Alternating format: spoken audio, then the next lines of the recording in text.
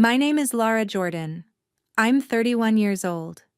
3 days after my husband burned to death in our house fire, I stood on my parents' porch desperately holding my 3.5-year-old son, his left arm and chest still raw with burn scars. My mother looked straight at Tyler's wounds and said with pure disgust, "You can come home, but not with that black child and his disgusting scars." My father stared at my son's face and spat. "He's not one of our kind. We're not wasting a single dollar fixing some mixed kid who isn't even really ours." Then he slammed the door in our faces while Tyler cried in pain. What I didn't know was that my father had been waiting for this exact moment for 3.5 years. 60 seconds later, the neighbor opened her door and whispered the words that changed everything. "Your parents didn't just reject you today. They've been planning this for years." And what she revealed next didn't just break me. It gave me the one thing they never expected. The proof that would destroy them. Welcome back to Revenger Episodes. This is where real victims fight back, families get exposed, and justice is finally served. If this story speaks to you, drop a comment and be sure to subscribe. The fire started at 11:47 p.m. on January 28, 2026. I know the exact time because I heard the smoke alarm and looked at my phone before I grabbed Tyler. James was already moving. He yelled for me to get Tyler out, that he'd call 911 and follow us. I wrapped Tyler in his blanket and ran for the front door. The heat was massive. Tyler was screaming. I used my body to shield him as we pushed through the smoke. We made it to the lawn. I set Tyler down and turned back. James was in the doorway, phone in hand. Then I heard it. The sound I'll never forget. The floor collapsed underneath him. The firefighters pulled me back when I tried to go in after him. Tyler was still screaming. My hands were burned from where I'd touched the doorframe. Tyler's left arm and chest had second-degree burns from the heat, even through the blanket. James never came out. At the hospital, they treated Tyler's burns. 18% of his body surface area. The plastic surgeon explained that burn scars tighten as they heal. Tyler would need physical therapy immediately, and possibly surgery within 4 to 6 months. Without intervention, his arm mobility could be permanently reduced by 30 to 40%. I was wearing borrowed hospital scrubs. Everything we owned had burned. I had $319 in my checking account and a 3.5-year-old with injuries that required ongoing care I couldn't afford. So I called my parents. "Mom?" My voice cracked. "We need help, please." There was a pause. Then, "Come to the house." 2 days later, on January 31st, I stood on their porch. Tyler was wrapped in a blanket the hospital had given us, his bandaged arm visible. He was shivering. All our belongings fit in 2 plastic hospital bags. My mother opened the door. She saw Tyler and her face changed. My father appeared behind her. He looked at Tyler's arm, at his face, and his expression went cold. "We're not running a homeless shelter, Lara," my father said. "Dad, please. Tyler needs—" "That child," my mother interrupted, looking at Tyler's burns with disgust. "He's not—" "Dennis, tell her." "He's not one of our kind," my father said flatly. "You made your choice when you married that man. We're not wasting a single dollar fixing some mixed kid who isn't even really ours." Tyler started crying. "Mommy, why won't they let us in? I'm cold." "You can come home," my mother said, not looking at me. "But not with that black child and his disgusting scars." Then my father closed the door. I heard the deadbolt slide. I stood there on their porch, holding my burned son, with nowhere to go. Neighbor's lights were turning on.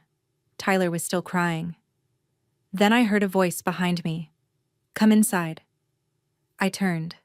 The woman who lived across the street, Ruth Callahan, I'd known her my whole childhood, was standing in her doorway, backlit, gesturing urgently.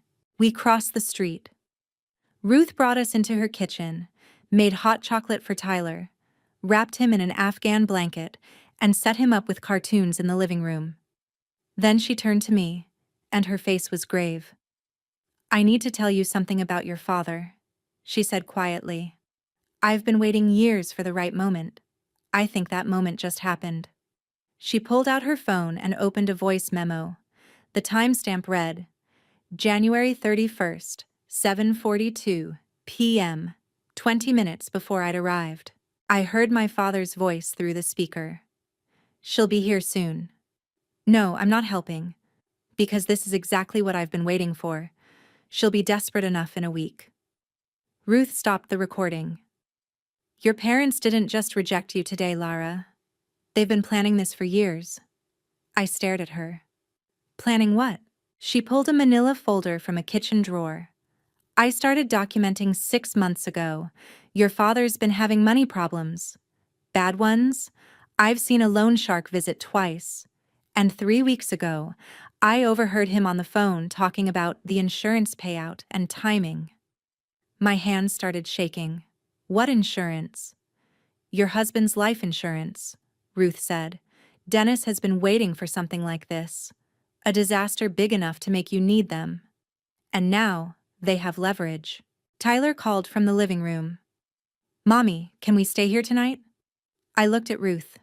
She nodded. "Of course, sweetheart." But as I tucked Tyler in on Ruth's couch that night, his burned arm carefully positioned on a pillow, I kept thinking about what she'd said. Waiting for this. My father had looked at my son's injuries and seen an opportunity. I just didn't know yet how deep it went. Ruth let us stay one night, but her daughter was visiting the next day. She gave me $200 cash and the name of a cheap motel. The roadside inn cost $65 a night. I booked it for 3 nights. That's all I could afford. Tyler's bandages needed changing. Ruth had shown me how at the hospital, but my hands shook as I unwrapped his arm. The burns looked angry, raw. He whimpered but didn't cry. He'd learned not to cry as much. That hurt more than if he'd screamed. "It's okay, buddy," I whispered. "We're going to fix this." But I had no idea how. I called my boss at the dental office where I worked as a hygienist. I'd been gone for 4 days. She was sympathetic but firm. They couldn't hold my position. HR required 48 hours notice for emergencies. This was day 4. I lost my job on February 2nd. My health insurance would end February 28th. That same afternoon, my phone rang. Unknown number. "Mrs. Bennett, this is Sharon from United Benefit Life Insurance. We received your claim for your husband's policy. There's a complication we need to discuss." My stomach dropped. James had life insurance through his union job. I'd filed the claim from the hospital. "What complication?" "There's a co-beneficiary situation," Sharon said carefully. "In December 2023, your husband filed paperwork adding Dennis Jordan as a secondary beneficiary. The policy splits 50-50 between primary and secondary if certain conditions are met." "What conditions?" "If the primary beneficiary is deemed unable to manage funds. Mr. Jordan contacted us yesterday. He's filed a claim stating that you're currently unable to manage the funds due to mental health crisis and housing instability. He's requesting the full payout be placed in a managed trust with him as trustee." I sat down on the motel bed. Tyler was in the bathroom, playing with plastic cups from the coffee station. "I never agreed to any of this," I said. "We have documentation with both signatures," Sharon said. "Yours as witness." "I never signed anything." There was a long pause. "Mrs. Bennett, you should also know. Mr. Jordan mentioned he's filing for emergency guardianship of your minor child. That would strengthen his case for trust management." After she hung up, I sat there trying to remember. December 2023. We'd gone to my parents' house for Christmas dinner. It had been awkward. They'd barely acknowledged Tyler. My father had pulled James aside for a financial advice talk. I remembered James coming home with paperwork. "Your dad suggested we add a contingency beneficiary." just in case something happens and you can't handle the money right away. Grief can make people irrational, he said. James had meant well. He'd asked me to sign something while I was cooking dinner, and Tyler was having a tantrum. I'd scribbled my signature without reading it. December 18th, 2023. My father had planned this 18 months before the fire. He didn't cause the fire, but he'd been ready for any disaster. I went back to Ruth's house the next day, showed her the insurance information. She nodded grimly. I need to show you something else. She opened her laptop and pulled up a document, a timeline with dates and observations. September 2025, late night visitor, black Escalade, plates 8RN429. Heard the word interest. October 2025, Pauline crying on porch at 2 a.m. Dennis yelling inside. November 2025. Dennis asked me if I knew any lawyers, hypothetically about debt. Your father gambles, Ruth said. I don't know how much, but I've seen things. And 6 months ago, a man in an expensive car showed up late at night. They argued on the porch. Your father looked scared. She showed me more notes. Dates my mother had borrowed mail from my old mailbox when I still lived at home before marriage. Strange phone calls to the county office where my mother worked. Lara, honey, Ruth said gently. If your father's in serious financial trouble and there's $250,000 with his name on it, he's not going to let go of that money. And if you're in the way... She didn't finish. She didn't have to. On February 5th, I took Tyler to his first physical therapy appointment. The therapist, Amanda, was gentle, but the exercises made Tyler scream. The scar tissue was already forming, pulling tight. I know it hurts, buddy, but we have to do this, Amanda said. She explained Tyler needed therapy 3 times a week. With insurance, $40 per session. Without insurance, $180 per session. I'd lost my job. My insurance ended in 3 weeks. I had $11 left. At the checkout desk, they asked for my insurance card. I gave it to them. Ma'am, your insurance isn't showing active. It should be active until the end of February.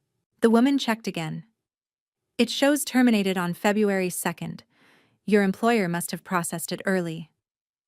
I stood there, Tyler's hand in mine, looking at a bill for $40 I couldn't pay. The woman saw my face. We can set up a payment plan, she said quietly. In the parking lot, Tyler asked, Mommy, why did that hurt so much? Because you're healing, I said. It hurts now, but it'll get better. Promise? I looked at his arm, the bandages, the way he couldn't straighten it fully anymore. I promise, I said. But I didn't know if I could keep that promise. That night at the motel, after Tyler fell asleep clutching his stuffed rabbit Hoppy, a gift from James, singed in the fire but intact, I looked at my phone. $183 in my account. Tyler needed surgery by late May or early June at the latest. The surgery would cost $12,300, and my father, who had engineered the situation, was waiting for me to break. I didn't know it then, but I only had 4 days before the real attack started. The call came on February 6th at 10:42 a.m. Mrs. Bennett, this is Clarice Washington from Child Protective Services. We've received a concerning report regarding your son, Tyler. We need to schedule a home visit within 24 hours. My stomach dropped. What report? I can't give details over the phone, but there are allegations of medical neglect and unsafe housing. I need your current address. I looked around the motel room. Tyler was eating cereal at the small table. The room was clean, but it was still a motel. I'm staying at the roadside inn temporarily, I said. Room 12, but I'm not neglecting Tyler. He's been to every medical appointment. We'll discuss it tomorrow, Clarice said. 10 a.m. After she hung up, my hands were shaking so badly I could barely hold the phone. Tyler looked up. Mommy. Who was that? Just someone who wants to meet you, I said. To make sure you're okay. He smiled. I am okay. But he wasn't. His arm was getting tighter every day. Clarice arrived the next morning with a police officer. Standard procedure, she said, but it made Tyler hide behind me. She inspected the motel room, checked Tyler's bandages, asked questions. Then she pulled out a tablet. "I'm going to show you the photos that were submitted with the report," she said. "Can you explain these?" She turned the screen. 7 photos of Tyler's burns. Raw, fresh, taken in the hospital right after the fire. But the report context claimed these were current conditions, proof I was refusing treatment. "Those are from the hospital," I said. "The day of the fire. Tyler's burns looked worse then." "The report claims these are current." "That's a lie. Who filed this report?" "It was filed anonymously," Clarice said, "by someone claiming to be a concerned family member." She read from the report. "I visited my daughter and grandson on February 1st. The child has severe burn injuries that are not being properly cared for. Bandages appear unchanged for days. Mother seems mentally unstable, talking about money problems and showing signs of depression. Child is living in a motel. I fear for this child's safety." "I haven't seen my mother since the night of the fire," I said. "She refused to help us." "The report was filed anonymously, Mrs. Bennett." The police officer spoke quietly. "Ma'am, does your father work in insurance?" "Yes. Why?" The report included very specific language about failure to maintain adequate coverage and abandonment of continuity of care. That's insurance industry terminology. Clarice explained they were opening an investigation, not removing Tyler today, but I was under scrutiny. I needed to maintain stable housing, provide proof of all medical appointments, allow home visits. "Any missed appointments will be considered evidence of neglect," she said. "Do you understand?" "Yes." After they left, I found an envelope slipped under the motel door. Inside was a photocopy of the CPS report. A post-it note in my mother's handwriting. "This is just the beginning. You can make this easy or hard." On February 10th, I took Tyler to the plastic surgeon for his assessment. Dr. Reynolds examined Tyler's arm. "I'd hoped aggressive PT might avoid surgery," he said. "But given the severity, surgery's likely necessary. The question is when." He showed me photos, diagrams. The scar tissue was contracting faster than expected. By late May or early June, it would restrict Tyler's arm mobility by 40%. The surgery would cost $12,300. "Tyler's young, which is good. He'll heal well," Dr. Reynolds said, "but we need to operate by early June at the absolute latest. After that, we're looking at more extensive reconstruction." "And if I can't afford it by then?" Dr. Reynolds paused. "Mrs. Bennett, I have to ask. Tyler's listed as having guardian involvement in his chart. Is there a reason for that?" I called the hospital records department. Yes, there was a note added, February 8th. Father Dennis Jordan listed as co-guardian for medical decisions per court filing. I called the county courthouse. "Yes, ma'am, petition for emergency guardianship, case number FC-2026-1893, filed by Dennis Jordan. You should have received notice by certified mail." "I didn't receive anything." "Shows here it was sent to 428 Maple Street. That was my parents' address. I don't live there." "Well, that's the address on file for you, ma'am." My mother worked at the county clerk's office. She had access to change address records. The court date was February 25th. If I didn't show up, I'd lose by default. I drove to my parents' house while they were at work. Their mailbox had certified mail notices, torn open, then shoved back in. I grabbed them. Inside, court summons for February 25th. The envelope had been opened 5 days ago. They'd known for 5 days that I'd been officially served. I'd just found out today. I was standing there holding the papers when my phone rang. Ruth's voice. "Laura, where are you?" Outside my parents' house. Get out of there. Now. Your father just drove past my house. He's coming home early. I ran to my car. As I drove away, I saw my father's car turn onto the street in my rearview mirror. That night, I couldn't sleep. Tyler was restless, his arm hurting. I gave him children's Tylenol and held his good hand until he finally dozed off. Then I sat on the motel bed and looked at the court summons. My father hadn't just rejected us. He'd filed legal paperwork to take my son while I was still in shock from losing my husband. And he'd done it knowing exactly what buttons to push in the system: CPS, courts, medical records. He'd worked in insurance for 30 years. He knew how investigations worked.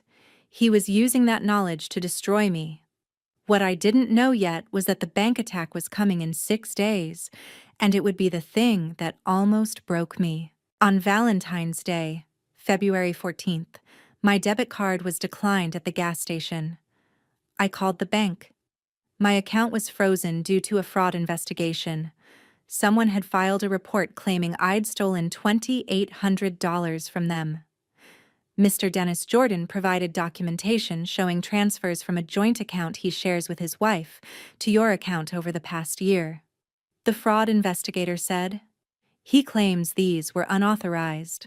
Those were loans, I said. He offered to help with Tyler's preschool costs. Do you have any paperwork documenting these as loans? No, he's my father. I trusted him. Without documentation, we have to investigate. 7 to 10 business days. I had $6.23 in my wallet. Tyler's physical therapy appointment was in 2 hours. The hospital was 12 miles away. I couldn't get there. I called the PT office to cancel. The receptionist's voice went cold. Mrs. Bennett, this is your second cancellation.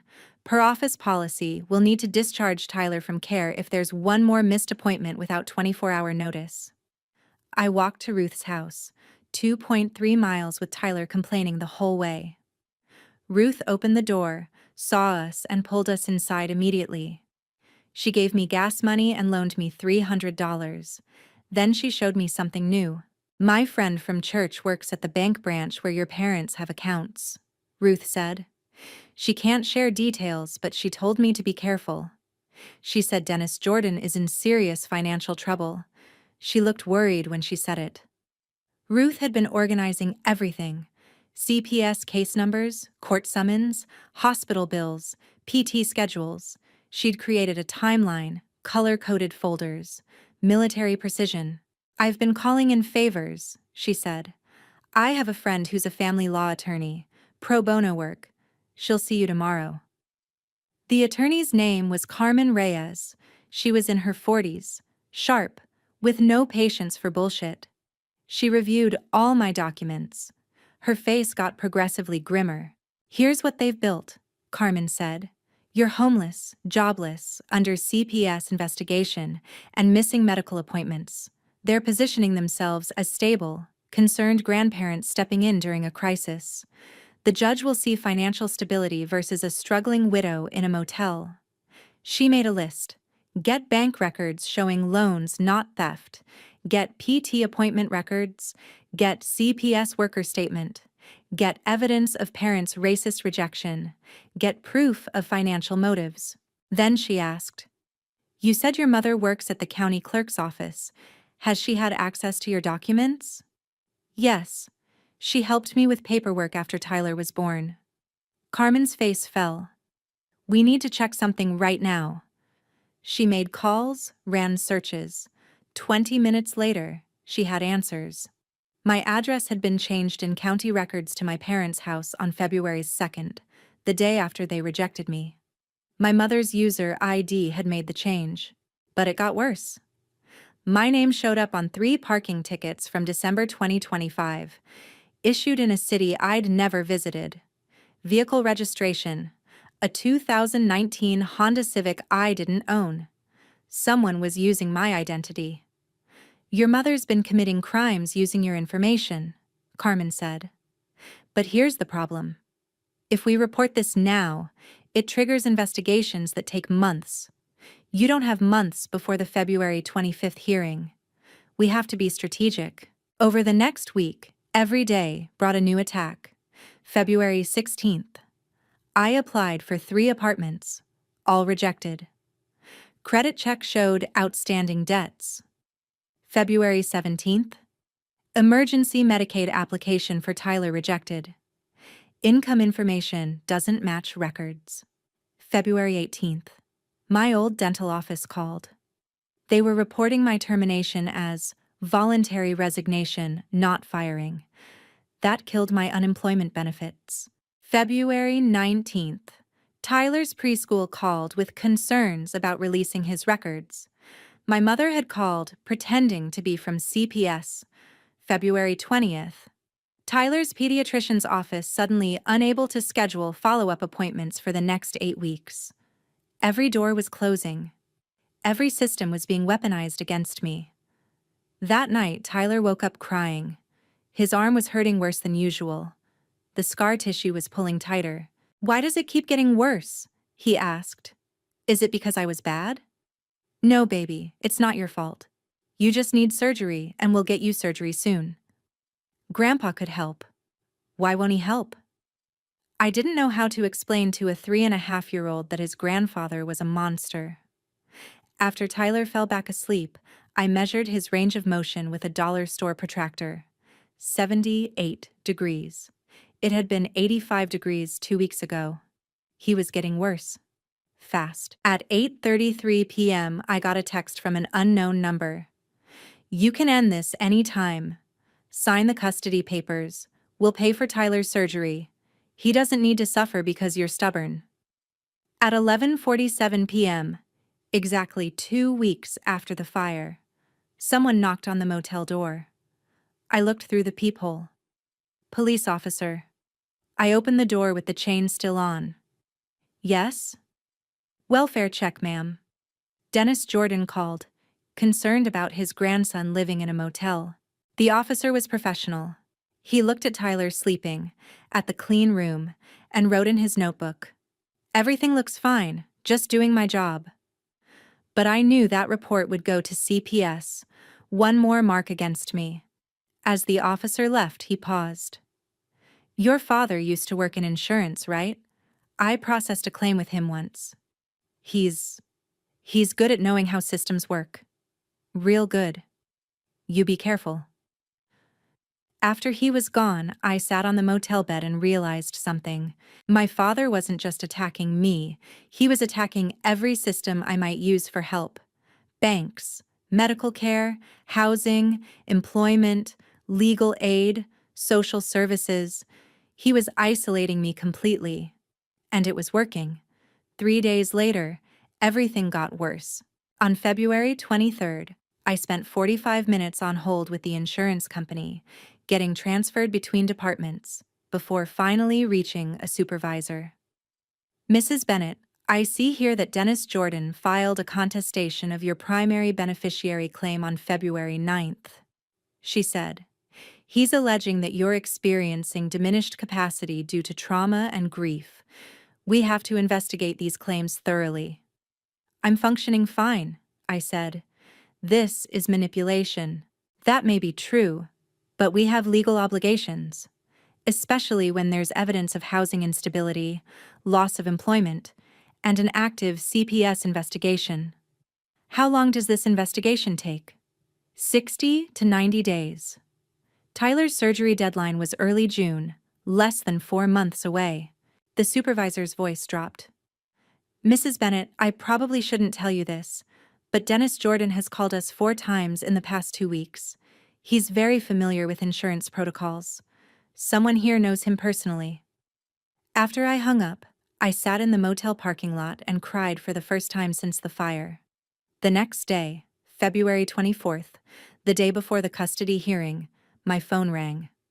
My mother. "Laura, honey, we need to talk before tomorrow's hearing. Can we meet?" Against every instinct, I agreed. Public place. A coffee shop. They arrived looking respectable. Concerned. My father pulled out a checkbook. "We want to help," he said. "Tyler needs surgery. We'll pay for it. Today, right now, $12,300. He slid the checkbook across the table. But you need to sign the temporary custody agreement, just while you get back on your feet. 6 months. We handle Tyler's medical care, you focus on recovery. My mother reached across. Sweetheart, we're not trying to take him forever. We're trying to help him now. He's in pain. How much longer can you watch him suffer? Tyler was at the next table coloring with crayons the waitress had given him, favoring his good arm. I looked at the custody agreement. 6 pages of dense legal text. On page 4, buried in section 7b, in the event of medical, financial, or behavioral concerns during temporary custody period, guardians reserve right to petition for extension or permanent placement pending court review. This says you can extend it indefinitely, I said. That's standard language, my father said. Protective clause. Won't be used. I looked up. You're lying. You've been lying about everything. My father's face went cold. We're offering to save your son's arm. But if you want to play games, fine. See you in court tomorrow. They left. Tyler came back to the table. Who was that? No one important, baby. That night, back at the motel, Tyler couldn't straighten his arm at all anymore. He dropped Hoppy and couldn't reach down to pick him up with his left arm. I helped him, then went to the bathroom and slid down the wall crying. What kind of mother was I? He was 3.5 years old. He didn't understand legal systems or custody battles. He just knew his arm hurt and I wasn't fixing it. My parents could fix it. Right now, today. And I was saying no because of what? Pride? Fear? What if I was wrong? What if I was hurting him by fighting them? My phone buzzed. Text from Carmen. Don't sign anything. I found something. Call me now. I called from the payphone outside. Cell phone was dead. Couldn't afford to charge it. I found court records, Carmen said. Dennis and Pauline filed for custody of another child 8 years ago. Pauline's sister's daughter. Same pattern. They got temporary custody. It became permanent. The mother never got her back. My hands went numb. What? Case number FC-2018-8821. Stephanie Hart, that's Pauline's younger sister. She had drug problems, lost her job, was living in her car. They filed for emergency custody of her daughter Claire. Got it. Stephanie went to rehab, got clean, got a job, filed to get Claire back. But by then, Dennis and Pauline had documented 18 months of stability. Judge ruled it would be disruptive to move her. Stephanie's parental rights were terminated. She hasn't seen her daughter in 6 years. Where's Claire now? Still with Dennis and Pauline. She's 12. And Laura. There's a note in the file about Claire's college fund, set up by Stephanie's mother before she died. $130,000. Controlled by Claire's legal guardians. Want to guess who has access to that money? The payphone's time ran out. I fed in more quarters. They've done this before, I whispered. Yes.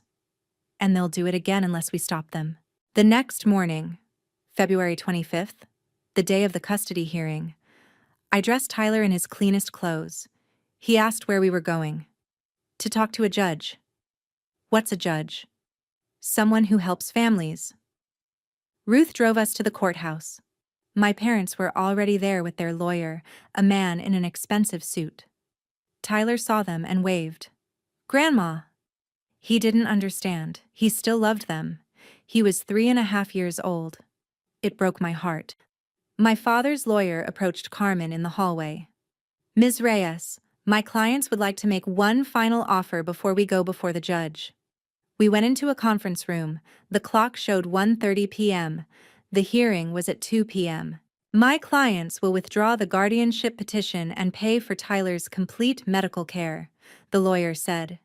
In exchange, Laura drops any legal action regarding the life insurance and signs a document stating Dennis was added as beneficiary with her knowledge and consent. Carmen leaned back. Or we go before the judge and present evidence of identity theft, fraud, racist abuse, predatory financial manipulation, and a pattern of this behavior with another child.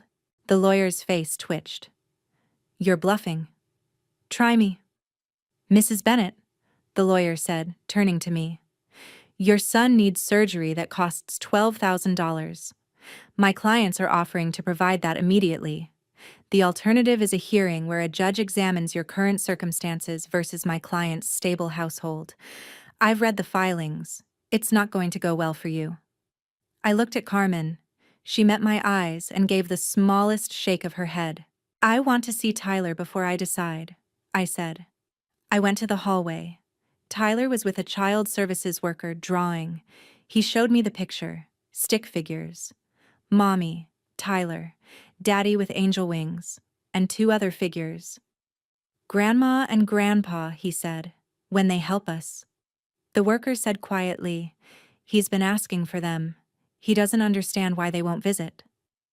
If I fought and lost, Tyler went to them and thought Mommy gave him away. If I took the deal, I lost everything, but he got surgery.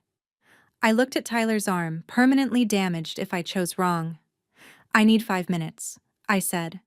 But I didn't get 5 minutes, because that's when Carmen came out of the conference room, her face lit up like Christmas. Lara, she said, Ruth just called.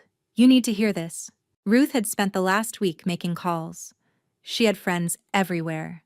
Banking, insurance, county records, police department. And she'd found something.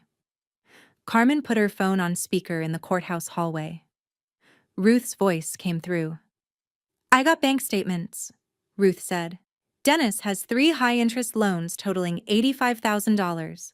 One's from a hard money lender. That's loan shark territory. He's 2 months behind on payments. Carmen was already typing notes. Go on. Pauline's been accessing citizen records she has no business looking at. 47 different people in 6 months, including Lara. 8 times. And I talked to Stephanie, Pauline's sister, the one who lost custody of Claire. She'll testify. She'll tell the judge everything. Through the courthouse window, I could see my father in the conference room, checking his watch. Confident. He had no idea what was coming. Carmen hung up and looked at me. We're not taking that deal. We're going into that courtroom and we're going to bury them. But the hearing, trust me. At 2 p.m. we entered the courtroom, Judge Sullivan presiding. My parents sat with their lawyer, looking calm. Carmen stood. Your Honor, we've uncovered evidence of criminal activity relevant to this case. We request a 2-week continuance to allow authorities to investigate before proceeding with custody determination. My father's lawyer objected immediately. Judge Sullivan held up a hand and reviewed Carmen's preliminary evidence summary. Her face went hard. This is concerning. Continuance granted. March 11th, same time. CPS will maintain current supervision status. No change to custody pending investigation. Outside the courthouse, my father grabbed my arm. His lawyer wasn't there. You're making a mistake, he hissed. Tyler's running out of time. We can still help him. But not if you do this. I pulled my arm away. You taught me something, Dad. You taught me that the person with the better paperwork wins. So I'm getting better paperwork. His face went white. Over the next 2 weeks, Ruth's network delivered. Her bank friend confirmed. Dennis had gambling debts to a loan shark named Vincent Cruz. $85,200, 2 months behind. Her county friend confirmed. Pauline's user ID showed suspicious activity, multiple address changes, document accesses for people unrelated to her job duties. Her insurance friend confirmed. Dennis's college roommate Brad Carter worked as claims supervisor at United Benefit Life. That was a conflict of interest the company hadn't disclosed. On March 1st, I met Stephanie Hart. She was 34, living alone, working at a grocery store. She hadn't seen her daughter in 6 years. They knew exactly what they were doing, she told me. Every time I'd get close to stability, something would happen. Apartment application rejected. Job offer rescinded. Car accident. Except I wasn't driving, but it went on my record as at fault. She showed me denied visitation requests, 23 of them. Letters to Claire, returned unopened. The worst part? Stephanie said. Claire's college fund. My mother set it up. $130,000. It's supposed to be untouchable until Claire's 18. But I've heard things. Dennis has friends in financial planning. I think he's accessing it somehow. Can you testify? I asked. I'll testify, she said. I want everyone to know what they did to me, so they can't do it to you. On March 3rd, Carmen's forensic document examiner delivered his analysis. The life insurance beneficiary form from December 2023, the one with my signature, was a forgery. Dr. Felix Brennan pointed to the screen. See the hesitation marks? Someone copied Ms. Jordan's signature slowly, carefully. A genuine signature is fluid. This one has stops and starts. But the smoking gun was the paper itself. The manufacturer watermark didn't exist until January 2024, he said. This document is dated December 2023. It's physically impossible. Carmen smiled coldly. Dennis Jordan backdated a forged document and used it to commit insurance fraud. That's a federal crime, Dr. Brennan said. Tyler's condition kept getting worse. March 5th, range of motion down to 69 degrees. March 8th, 66 degrees. He couldn't dress himself anymore. He dropped things constantly. He cried from pain at night. Mommy, when I'm older, will my arm work like other kids? He asked one night. Yes, baby. We're going to fix it. What if we can't? What if I'm always broken? You're not broken. You're healing. Daddy would fix it. Daddy fixed everything. I documented everything. Photos every 3 days showing increasing contracture. Measurements declining. His frustration and pain. And I waited. On March 8th, the insurance company emailed. Investigation extended another 30 days. Projected resolution April 5th. If insurance didn't clear until April 5th, and we couldn't schedule surgery immediately, we might miss the May deadline. Tyler's arm was running out of time. My father was getting desperate too. Ruth saw the loan shark's car at their house again on March 9th. Longer visit. Loud voices. March 10th. Pauline was seen crying at work, her supervisor talking to her seriously. The county was doing an internal review. Everything was closing in on them. And then my father made a mistake. March 10th, 11:52 p.m. My phone rang. Unknown number. I answered. Lara. My father's voice shaky. We need to talk. Not as adversaries, as family. Tyler's running out of time. So am I. Please, can we meet? Just us. No lawyers. I looked at Carmen, who was staying at Ruth's house with me and Tyler. She nodded and mouthed, We can use this. Okay, I said. Where? We met at a public park on March 30th at 11 a.m. Carmen's detective friend had agreed to help. They wired me with a recording device. I sat on a park bench 50 yards from a surveillance van. Tyler was safe with Ruth at her house. My father arrived looking haggard. He'd lost weight, dark circles under his eyes. Thanks for meeting me, he said. You said we needed to talk. He sat down. For a minute, he didn't speak. Before I sign anything, I said carefully, I need to understand. The insurance money. Why do you need it so badly? Lara, I don't need to explain my financial. Yes, you do. Because if I'm giving up my rights and Tyler's surgery money, I deserve to know why. Long pause. I made some mistakes. Some investments that didn't pan out. Some debts that got complicated. Gambling? He looked at me sharply.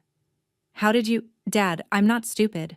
Why do you need James's insurance money? I have obligations, he said finally.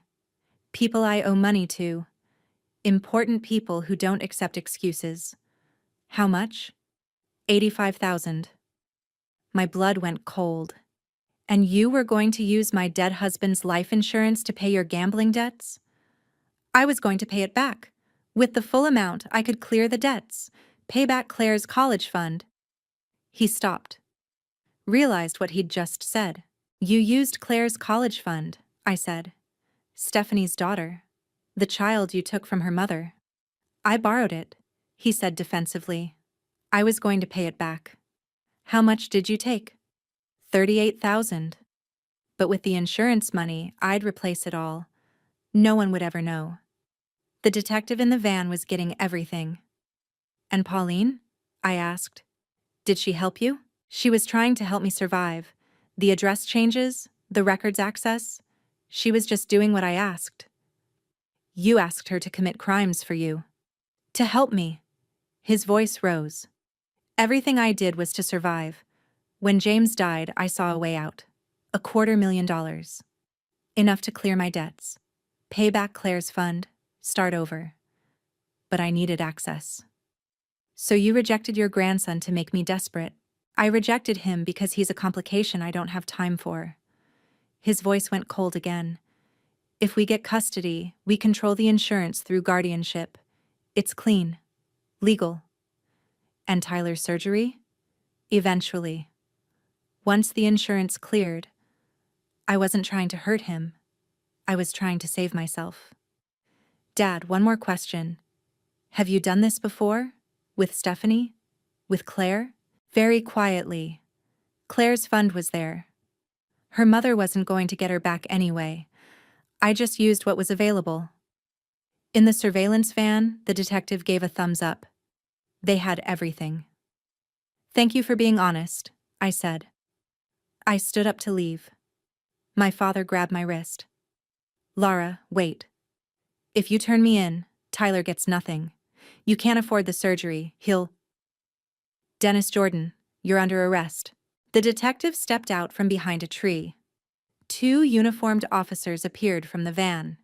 You're under arrest for insurance fraud, identity theft, embezzlement from a minor's trust, and conspiracy to commit fraud. My father's face went white as they read him his Miranda rights. You set me up. I'm your father. You set yourself up? I said. I just asked questions. As they walked him to the police car, he kept yelling, Laura, Tyler needs that surgery. If I'm arrested, who's going to help you? You'll lose him. I watched the police car drive away. Then I sat down on the bench and cried. Not from sadness, from relief. Carmen appeared beside me. You did it. That recording. They have everything they need. What happens now? Now? Carmen smiled. Now we watch their house of cards collapse. That afternoon, I was sitting at Ruth's kitchen table when Carmen got a call. She listened, then hung up and looked at me. Pauline just walked into the police station, she said. She's asking for a deal.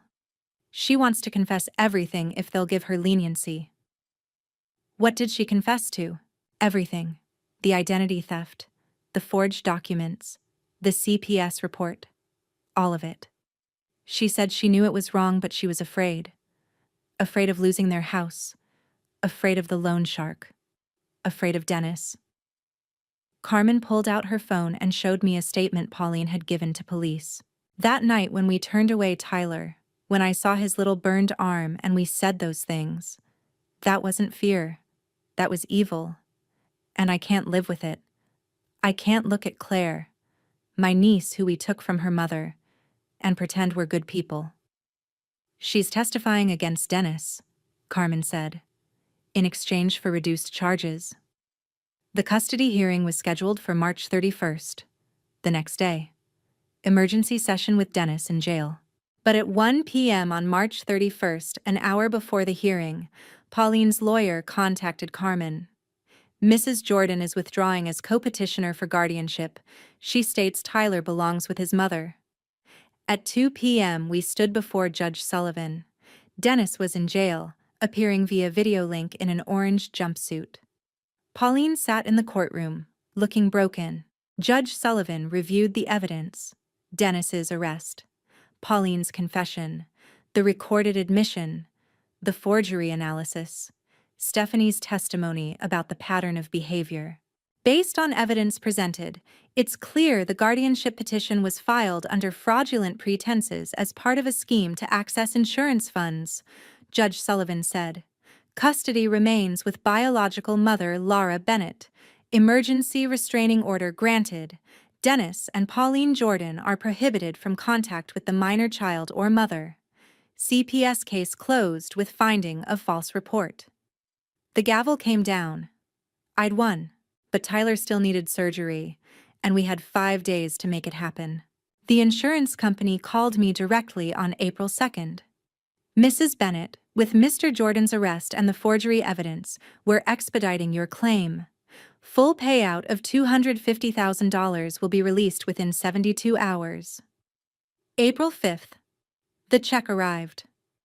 I went to the bank, hands shaking, deposited it. This is a significant deposit, the teller said. You'll want to speak with a financial advisor? I need $12,300 in a cashier's check, I interrupted. Made out to St. Luke's Medical Center, Pediatric Surgery Department, today. 20 minutes later, I walked out with the check. I called the hospital from the parking lot. This is Laura Bennett. I'm ready to schedule my son's surgery. We have an opening April 20th with Dr. Reynolds. That's within your window. Can we book it? I started crying. Yes. Yes. Book it. Tyler was in the car with Ruth. When I got back in, he looked at me. Mommy, why are you crying? Because you're getting your surgery, baby. We have a date, April 20th. Your arm's going to be fixed. He smiled, the first real smile I'd seen in months. Really? Really? Over the next 2 weeks, the legal system moved fast with guilty pleas. April 10th. Dennis pleaded guilty to insurance fraud, identity theft, embezzlement from a minor's trust, forgery, and filing a false CPS report. In exchange for cooperation, sentencing recommendation, 6 to 8 years, eligible for parole in 4. Pauline pleaded guilty to identity theft, embezzlement, and falsifying county records. Sentencing recommendation, 3 years, eligible in 2. April 12th. Carmen filed a civil suit on my behalf. With criminal convictions on record, the case moved at lightning speed. Judge Carter reviewed the evidence and awarded me $180,000 in damages. Dennis and Pauline's assets would be liquidated. Their house, retirement accounts, cars, everything. Your crimes harmed your family in ways that can't be measured in money or time, Judge Carter said to them via video link. You weaponized the systems meant to protect children. You deserve every consequence coming to you. Permanent restraining order.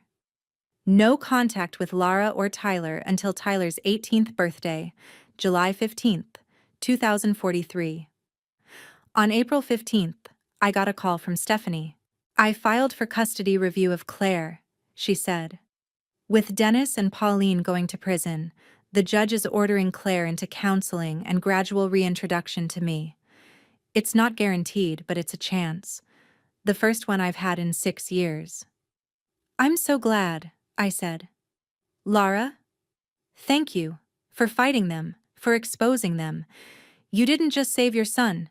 You gave me hope of getting mine back. Local news covered the story. Retired insurance adjuster sentenced in scheme to defraud daughter and grandson. The community was shocked. My parents' friends disappeared. Their church removed my father from the deacons list. Everything they'd built on lies came crashing down. On April 19th, the night before Tyler's surgery, he asked me a question. Mommy, when my arm is fixed, will I be like other kids? Baby, you're already like other kids. You're smart and funny and kind. But yes, surgery will help your arm work better. Good, because I want to play baseball like Daddy did. James had played in a summer softball league. Tyler remembered. You'll play baseball, baby, I promise. That night, I found a letter that had been delivered to our new apartment, A 2-bedroom place I'd rented with the insurance money. It was from Pauline at county jail. I almost threw it away. Ruth, who was staying with us, said, "Read it. You don't have to forgive her, but you might need to hear what she says." I read it. "Laura, when you were born, I promised myself I'd be a better mother than mine was. I'd protect you, support you, love you unconditionally. And for a while, I did.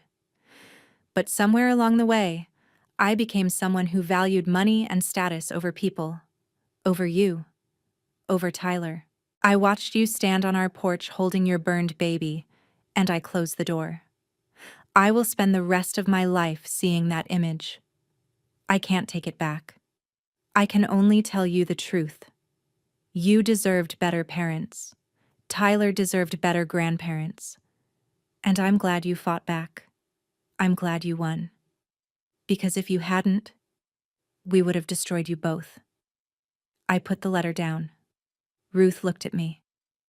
"What do you want to do?" she asked. "I want to focus on tomorrow," I said. "Tyler's surgery. That's what matters." That night, I tucked Tyler into bed. His arm was bandaged, contractured, useless. But in less than 24 hours, Dr. Reynolds would fix it. "Good night, baby," I whispered. "Mommy? Yeah? Are you scared?" "A little, are you?" "A little, but you'll be there when I wake up, right?" "I'll be right there, I promise." He fell asleep holding Hoppy, the rabbit that had survived the fire, and I sat in the living room, looking at everything we'd fought for. This apartment, his surgery scheduled, the money to rebuild our lives. 82 days ago, I'd stood on my parents' porch with nothing. Tomorrow, my son would wake up from surgery with his future back. We'd won. April 20th, 2026, St. Luke's Medical Center, 6 a.m. Tyler was scared but trying to be brave. Dr. Reynolds knelt down to his level. "Tyler, we're going to fix your arm today. When you wake up, it's going to hurt for a little while. But then it'll work so much better. Okay? Will I be able to play baseball?" Dr. Reynolds smiled. "Yes, buddy, you'll be able to play baseball." They let Tyler bring Hoppy into the pre-op area. When the anesthesiologist came to take him back, Tyler looked at me. "Mommy, will you hold Hoppy for me?" "Of course, baby. Don't let him get lost."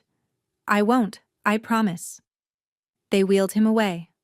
I sat in the waiting room with Ruth, clutching a singed stuffed rabbit, and waited. 4 hours later, Dr. Reynolds came out. "Surgery went perfectly," he said. "We released all the scar tissue, did skin grafts where needed, restored full range of motion. He'll need physical therapy and careful wound care, but prognosis is excellent. In a year with proper care, you'll barely be able to tell anything happened. Functionally, he should have near normal mobility." I started crying. Ruth hugged me. 30 minutes later, they brought Tyler out, groggy from anesthesia, bandaged but smiling. "Mommy, did they fix it?" "Yes, baby, they fixed it." "Can I play baseball now?" "Soon, baby. So soon." He fell back asleep. I sat beside his bed, holding his good hand, and watched him breathe. My son. Safe. Healing. His future restored. 2 days later, the sentencing hearings happened. I chose not to attend. I was at the hospital with Tyler during his recovery, but Carmen went and reported back. Dennis got 7 years in state prison. Pauline got 3 years. In a statement read by prosecutors, I'd written, "I hope my parents' incarceration gives them time to reflect on the damage they caused. More importantly, I hope it sends a message that family doesn't excuse criminal behavior, and that children, and their parents, deserve protection from predators, even when those predators are grandparents." Carmen told me Dennis had remained silent during sentencing. No apology. No remorse. Pauline had cried and said, "I'm sorry, it's inadequate, but it's true." They were taken to separate facilities. Their house was sold. The proceeds went to Restoring Claire's College Fund, restitution to me for the fraudulent loans, repayment to the county for Pauline's embezzlement, and Dennis's court costs. They lost everything. On April 25th, Tyler was discharged from the hospital. We went home to our apartment, our real home, the one they couldn't touch. I helped Tyler into bed. His arm was bandaged, but underneath, Dr. Reynolds had said, the tissue was healing properly. "Mommy?" Tyler asked as I tucked him in. "Yeah, baby? When I'm bigger, can I be like Daddy? Good at fixing things?" I smiled. "Baby, you already are." That night, after Tyler fell asleep, I sat on the couch and thought about everything that had happened. 89 days ago, James died. 88 days ago, my parents slammed the door on their burned grandson. Today, Tyler was healing in his own bed, in our own home, with his future secured. I thought about writing to Pauline, maybe someday, but not yet. I thought about Dennis in prison. I felt nothing, just emptiness where a father used to be. Mostly, I thought about Tyler, about how he'd asked if he was broken, about how he'd wanted his grandparents to help him, not understanding they were the ones trying to break him. My job now was to make sure he never felt broken again, to make sure he grew up knowing that when someone tried to weaponize his own body against his mother, she fought back with everything she had. And she won. April 26th, 2026. 89 days after the fire. Tyler's asleep in the next room, his arm properly bandaged and healing. The pain medication keeps him comfortable. In a few weeks, he'll start physical therapy again, the right kind this time, the kind that actually helps. I'm sitting at the kitchen table with a cup of tea, looking at a folder Ruth put together. Every piece of evidence, every document, every receipt that destroyed my parents' scheme. There's a timeline she made. It starts with Tyler's birth on July 15th, 2022. My father wasn't waiting 3.5 years for the fire. He was waiting 3.5 years for any disaster. The fire was just the first one big enough to use. I think about calling Stephanie to check on her progress with Claire, but it's late. I'll call tomorrow. I think about the insurance money. $250,000 minus Tyler's surgery costs and legal fees. Still enough to rebuild, to give Tyler a future, to make sure we're never vulnerable like that again. I think about my mother's letter, the apology that came too late. Maybe someday I'll write back. Maybe I'll find a way to forgive her, not for her sake, but for mine. But not today. Today, I'm just a mother who fought for her son and won. I pull out my journal, something my therapist suggested, and write. April 26th, 2026. Tyler asked me once if bad people always get punished. I told him the truth. Not always, but sometimes. And sometimes, you don't need revenge. You just need your son to be safe, healthy, and loved. My parents are in prison. They'll be there for years. The house they tried to keep by destroying us is being sold to pay their debts. The money they schemed for is going to rebuild the lives they tried to ruin. 3 months ago, I stood on their porch holding my burned child, and they slammed the door. Tonight, I'm tucking him into his own bed, in our own home, with his future secured. They taught me something they never intended. That a mother's love is stronger than any scheme, any greed, any hate. We won, and they lost everything. I close the journal and go check on Tyler one more time. He's sleeping peacefully, Hoppy tucked under his good arm. His chest rises and falls steadily. No nightmares tonight. I adjust his blanket and kiss his forehead. "We made it, baby," I whisper. "We're safe now." Tomorrow, Ruth is coming over for breakfast. Next week, Tyler starts kindergarten, delayed from the fall, but the school understood. In a month, he'll have his first post-surgery follow-up, and Dr. Reynolds expects excellent results. In 6 months, Stephanie might have her first unsupervised visit with Claire. In 4 years, my father will be eligible for parole. I'll be there at the hearing to make sure the parole board knows exactly what he did. Every detail, every manipulation, every time he chose money over his grandson's health.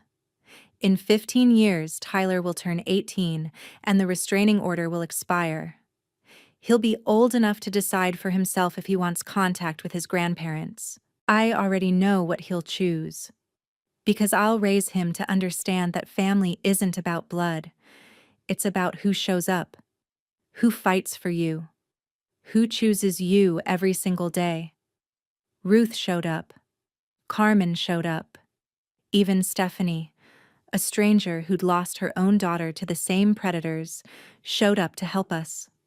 My parents slammed the door. That's the difference. I go back to the living room and look at the framed photo on the mantel. James and Tyler at the park. Summer 2025. James is lifting Tyler onto his shoulders. Tyler's laughing. James is smiling. "We did it, James," I say softly.